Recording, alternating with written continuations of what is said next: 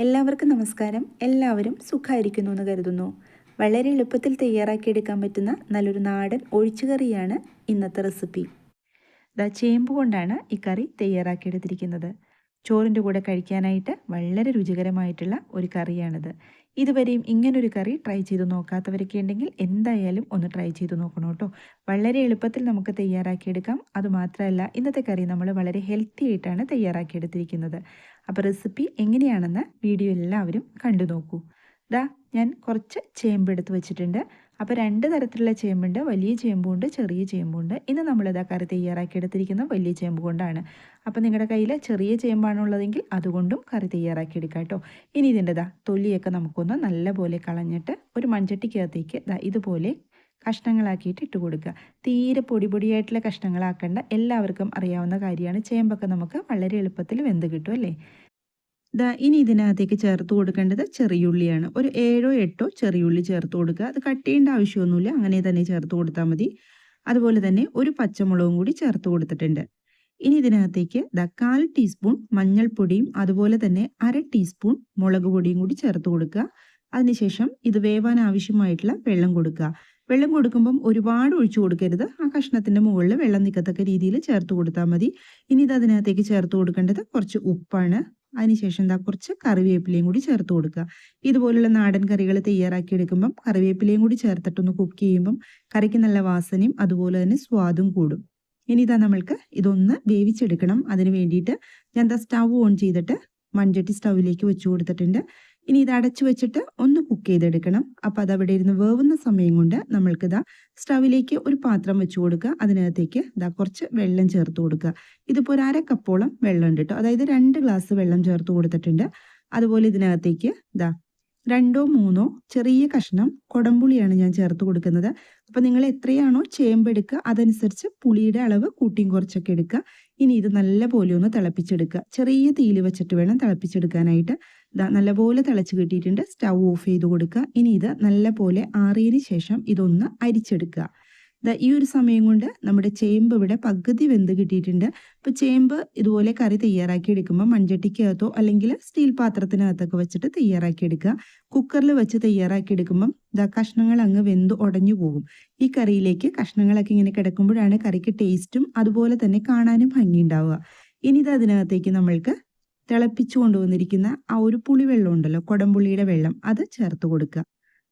അതും കൂടി ചേർത്ത് കൊടുത്തിട്ട് ഒന്ന് ഇളക്കി യോജിപ്പിച്ചു കൊടുക്കുക. ഇനി ഒരുപാട് ഇട്ടങ്ങ് ഇളക്കരുത്, കാരണം കഷ്ണങ്ങളൊക്കെ പകുതി വെന്തിട്ടുള്ളതാണ്, അത് ഉടഞ്ഞു പോകാനുള്ള സാധ്യതയുണ്ട്. ഇനി ഒന്ന് അടച്ചു വെച്ചു കൊടുക്കുക. ഇനി പുളി നമ്മുടെ കഷ്ണത്തിലേക്ക് ഒന്ന് പിടിക്കണം. അതിന് വേണ്ടിയിട്ടാണ് ഞാൻ ഇതൊന്ന് അടച്ചു വെച്ചു കൊടുക്കുന്നുണ്ട്. ഒരു 4 മിനിറ്റെങ്കിലും നല്ലപോലെ തിളപ്പിച്ചെടുക്കണം കേട്ടോ. അപ്പോൾ അത് അവിടെ ഇരുന്ന് തിളയ്ക്കുന്ന സമയം കൊണ്ട് നമുക്കിതിനകത്തേക്കുള്ള അരപ്പൊന്ന് റെഡിയാക്കി എടുക്കാം. ഞാനൊരു മിക്സിയുടെ ജാറിനകത്തേക്ക് കുറച്ച് നാളികേരം ചേർത്ത് കൊടുക്കുന്നുണ്ട്. ഈ കറിയിലേക്ക് ഒരുപാട് നാളികേരം ഒന്നും ചേർത്ത് കൊടുക്കണ്ട. അതുപോലെ തന്നെ 1/4 ടീസ്പൂണിലും താഴെ ചെറിയ ജീരകവും കൂടി ചേർത്ത് കൊടുക്കുക. ഒരു പച്ചമുളക് എടുത്തിട്ടുണ്ട്. പച്ചമുളക് ഒരെണ്ണം ചേർത്ത് കൊടുത്താൽ മതി കേട്ടോ. നേരത്തെ നമ്മൾ പച്ചമുളകും ചേർത്തിട്ടുണ്ട്, മുളക് പൊടിയും ചേർത്തിട്ടുള്ളതാണ്. ഇനി കുറേശ്ശെ വെള്ളം ഒഴിച്ചിട്ട് അരച്ചെടുക്കുക. നല്ലപോലെ അരച്ചെടുക്കണം. കുറേശ്ശെ വെള്ളം ഒഴിച്ചിട്ട് അരച്ചെടുക്കുക വെച്ചാൽ പെട്ടെന്ന് നമുക്കിത് അരഞ്ഞു കിട്ടും. ഈ ഒരു സമയം കൊണ്ട് കുടംപുളിയൊക്കെ നമ്മുടെ ആ ചേമ്പിലേക്ക് നല്ലപോലെ പിടിച്ചിട്ടുണ്ട്. 4 5 മിനിറ്റ് നല്ലപോലെ തിളപ്പിക്കണം കേട്ടോ.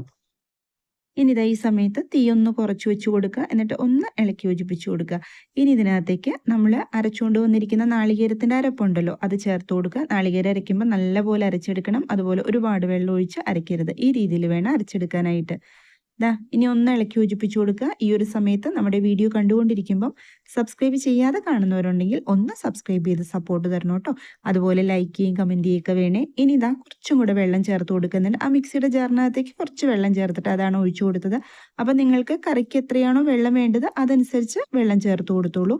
എന്നിട്ട് നല്ലപോലെ ഒന്നും കൂടി ഒന്ന് ഇളക്കി യോജിപ്പിച്ചു കൊടുക്കുക. ഈ ഒരു സമയത്ത് ഉപ്പൊക്കെ നോക്കിയിട്ട് ഇല്ലാച്ചാൽ കുറച്ച് ഉപ്പൊക്കെ ചേർത്ത് കൊടുക്കുക. അപ്പം ഞാൻ ഉപ്പ് നോക്കിയപ്പോൾ കുറച്ച് കുറവായിട്ട് തോന്നി. പുളി ചേർത്ത് കഴിയുമ്പം ഉപ്പ് കുറച്ചൊന്ന് കുറവ് പോലെ തോന്നും. കുറച്ചും കൂടെ ഉപ്പ് ചേർത്ത് കൊടുത്തിട്ടുണ്ട്.